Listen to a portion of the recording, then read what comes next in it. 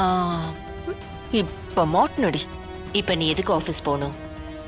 அதான் எல்லாம் முடிஞ்சுதே. எங்க போயிருந்த? ஆ, இல்ல சின்னம்மா. நீ என்ன காரியம் பண்ணிருக்கேன்னு தெரியுமா? இதெல்லாம் முன்னாடி என்கிட்ட சொல்ல மாட்டியா? இது எவ்வளவு பெரிய பிசினஸ் டீல். அத்தனை பேரும் உனக்காக வெயிட் பண்ணிட்டு இருந்தாங்க. நீ என்னடானா வரல. என்ன தமிழ், ரொம்ப முக்கியமான மீட்டிங்கா? அப்ப நீ அத சொல்ல வேண்டியதானே? எனக்கு என்ன தெரியும்? அத்தை, நான் தான் அவளை கோயிலுக்கு கூட்டிட்டு போனேன். ஆனா இவ என்கிட்ட எதுவுமே சொல்லல அத்தை. வழக்கமா ஆபீஸ் போறேன்னு சொல்லுவாள்ல, அந்த மாதிரி ஏதோ சின்ன விஷயமா இருக்கும்னு நினைச்சேன். சார், நீங்க பெர்ஃபெக்ஷன் எதிர்பார்க்குற ஆள்னு எனக்கு தெரியும். எல்லாமே கம்ப்ளீட்டாக ரெடி சார். வர்ற வழியில கார் பிரேக் டவுன் ஆயிருக்கு. அதான் அவங்க வர்றதுக்கு லேட் ஆகுது. அவங்க எதுக்கு வரணும்? பிரசன்டேஷன் தான் நாங்க பார்த்துட்டோமே.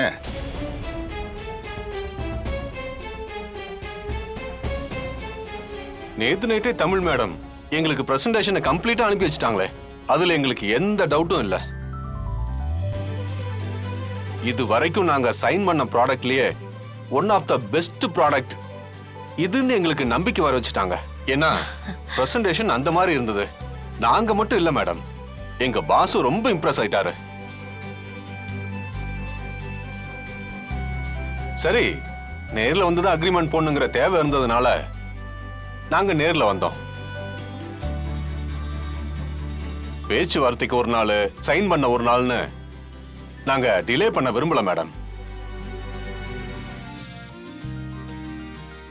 உங்க மெத்தட் எங்களுக்கு ரொம்ப பிடிச்சிருக்கு மேடம்.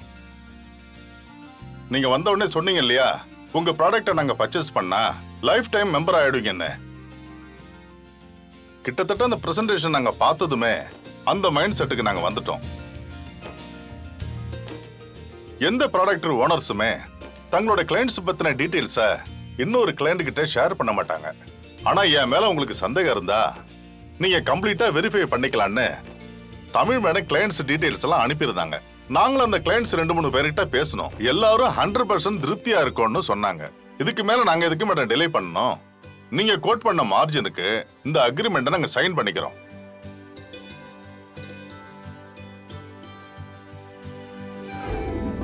மீனா, தமிழை சுத்தி எவ்வளவு பிரச்சனை வந்தாலும் தமிழால சாதிக்க முடியுங்கிறத இன்னொரு தடவை நிரூபிச்சிட்டா.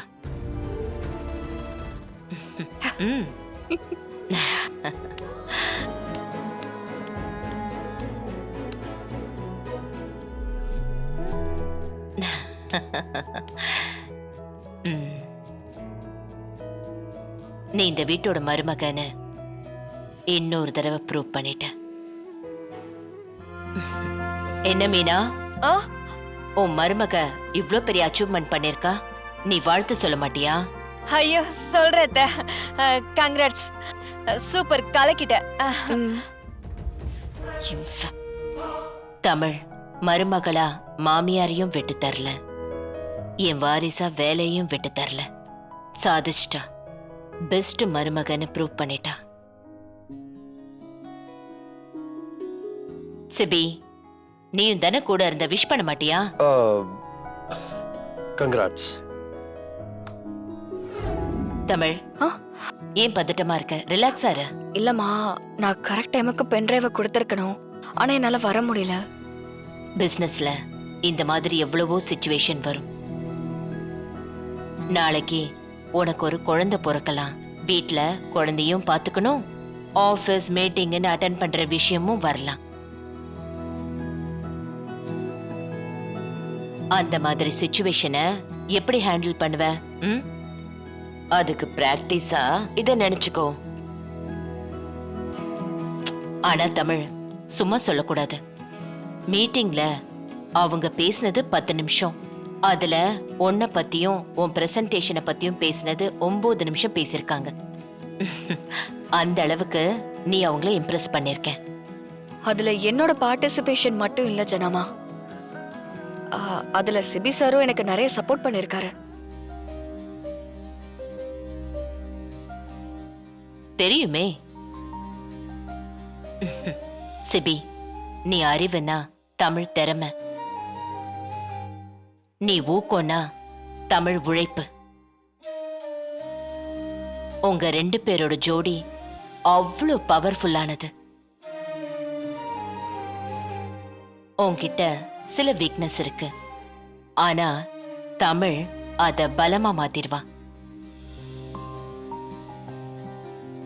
அதே மாதிரி தமிழ் கிட்ட சில பலவீனம் இருக்கு, அத நீ பலமா மாத்திடுவ. எல்லா இடத்துலயும் இந்த மாதிரி காம்பினேஷன் அமையாது.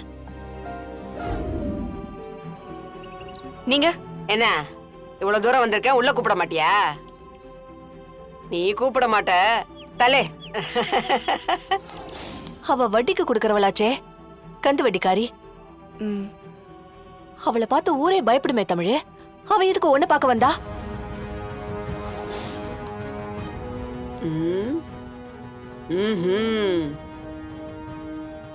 அடேங்கப்பா, பெரிய வீடுதான். எவ்வளோ பெரிய பங்களா. பரவாயில்லையே, பெரிய ஃபேமிலியில தான் வாக்கப்பட்டிருப்ப போல. அன்னைக்கு அந்த கல்யாணம் நின்னு போனதும் ஒரு வகையில நல்லதுதான் இல்ல? அக்கா நீங்க யாரு? எனக்கு ஒண்ணுமே புரியல. புரியலையா? தோ இப்ப புரிஞ்சிரும்.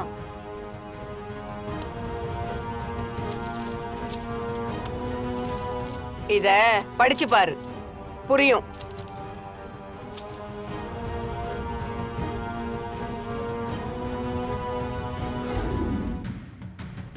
என்னக்கா இது? இது எதுவுமே எனக்கு தெரியாது.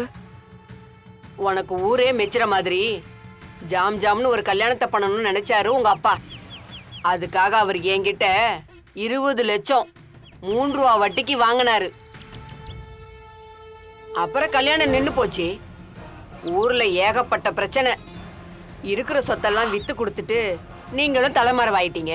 உங்களை தேடி கண்டுபிடிக்கிறதுக்குள்ள நான் பட்ட பாடு ரொம்ப கஷ்டப்பட்டம்மா. 1 ரூபாய் 2 ரூபாயா, 20 லட்சம் ரூபாய். ஒரு வருஷம் வட்டியும் இல்ல, அசலும் இல்ல. எனக்கு இந்த தொழில்ல எவ்வளவு பெரிய நஷ்டம் தெரியுமா? இப்ப உங்களுக்கு என்னக்கா வேணும்? என்ன வேணும்? என் பணம் தான். வட்டியும் அசலுமா மொத்தமா நீ செட்டில் பண்ணிட்டேன்னா நல்லா இருக்கும்.